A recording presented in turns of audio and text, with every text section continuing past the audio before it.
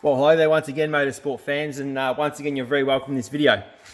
I'm just going to quickly show you today how to add GPS data, such as a speedometer or a track layout, to your GoPro videos when you're recording. I've had about 5 or 6 people ask this question, how I'm doing it, and it's very easy just with this GoPro app.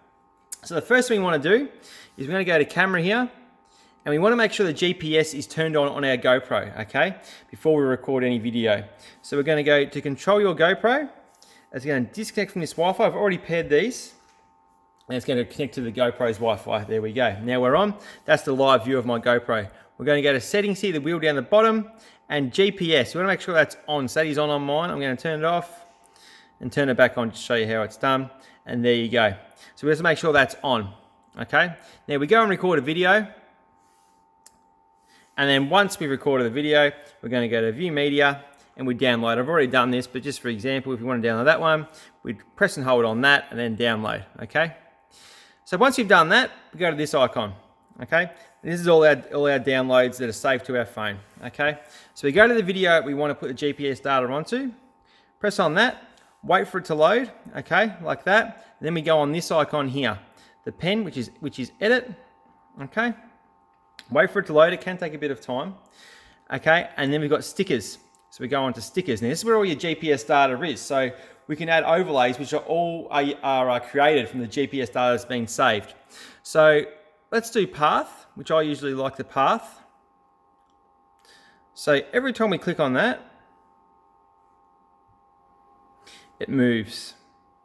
So we go top left, top right, bottom left. Okay. So I usually put that at the bottom left.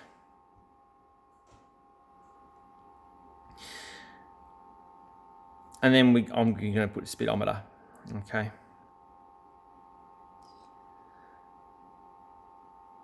And every time you press on it, it moves another one.